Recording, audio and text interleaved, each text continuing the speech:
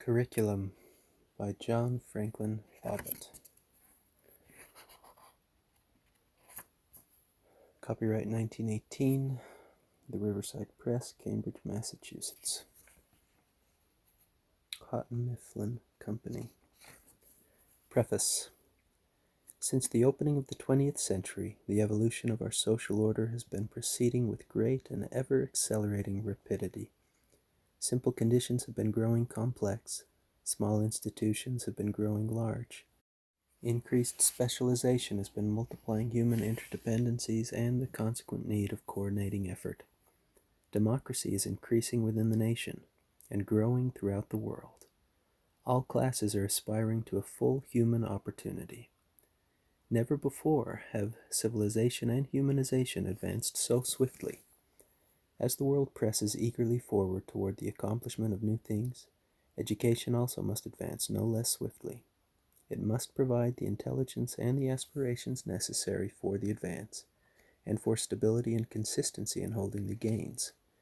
Education must take a pace set, not by itself, but by social progress. The present program of public education was mainly formulated during the simpler conditions of the 19th century. In details it has been improved. In fundamentals it is not greatly different. A program never designed for the present day has been inherited. Any inherited system, good for its time, when held to after its day, hampers social progress. It is not enough that the system, fundamentally unchanged in plan and purpose, be improved in details. In education, this has been done in conspicuous degree. Our schools today are better than ever before. Teachers are better trained. Supervision is more adequate. Buildings and equipment are enormously improved.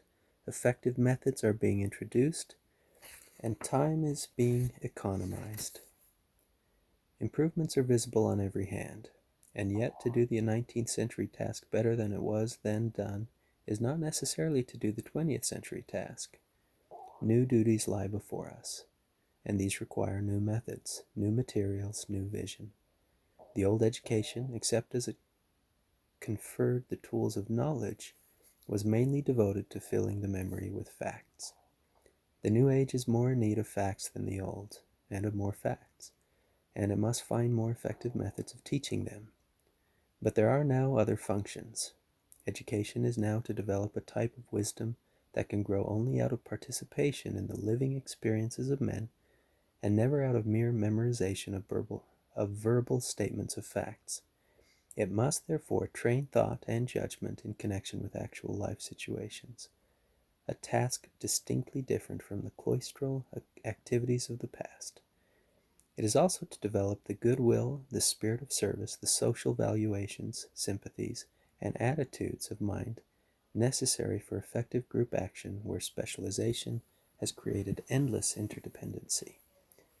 It has the function of training every citizen, man or woman, not for knowledge about citizenship, but for proficiency in citizenship. Not for knowledge about hygiene, but for proficiency in maintaining robust health.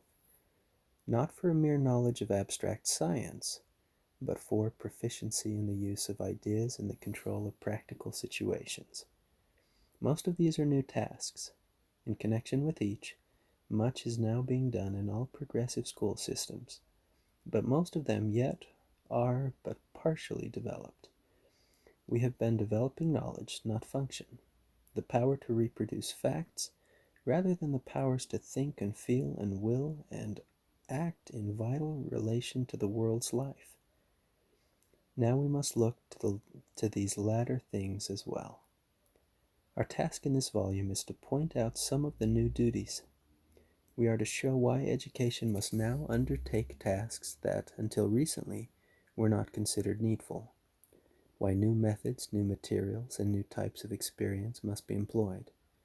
We here try to develop a point of view that seems to be needed by practical school men and women as they make the educational adjustments now demanded by social conditions, and needed also by scientific workers who are seeking to define with accuracy the objectives of education. It is the feeling of the writer that in the social reconstructions of the post-war years that lie just ahead of us, education is to be called upon to bear a hitherto undreamed of burden of responsibility, and to undertake unaccustomed labors. To present some of the theory needed for the curriculum labors of this new age has been the task herein attempted. This is the first book in a field that until recently has been too little cultivated.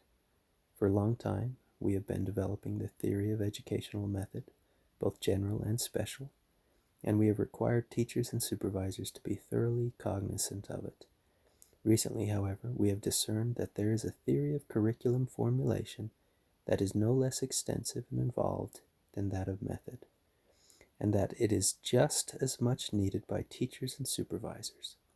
To know what to do is as important as to know how to do it. This volume, therefore, is designed for teacher training institutions as an introductory textbook in the theory of the curriculum, and for reading circles in the training of teachers in service. It is hoped also that it may assist the general reader who is interested in noting recent educational tendencies. End preface.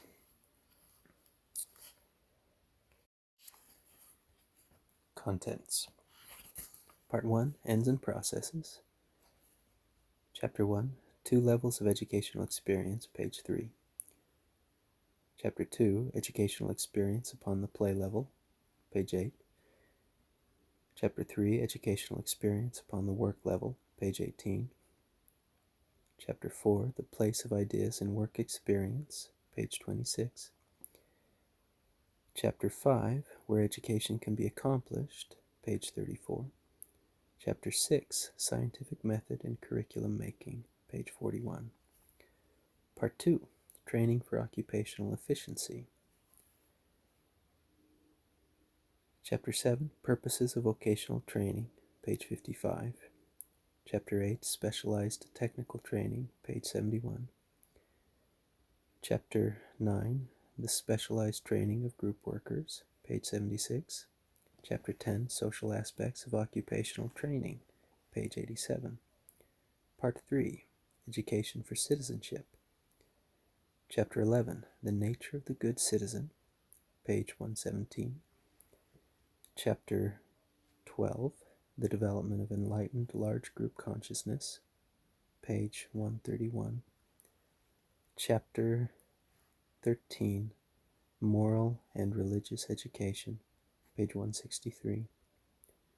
Part 4, Education for Physical Efficiency. Chapter 14, The Fundamental Task of Physical Training, page 171. Chapter 15, Physical Training, page 180. Chapter 16, The Social Factors of Physical Efficiency, page 189. Part 5, Education for Leisure Occupations. Chapter 17, The Function of Play in Human Life, page 207. Chapter 18, Reading as a Leisure Occupation, page 227. Part 6, Education for Social Intercommunication. Chapter 19, The Mother Tongue, page 247. Chapter 20, Training in Foreign Languages, page 255. Chapter 21, Some Concluding Considerations, page 282. Index, page 291.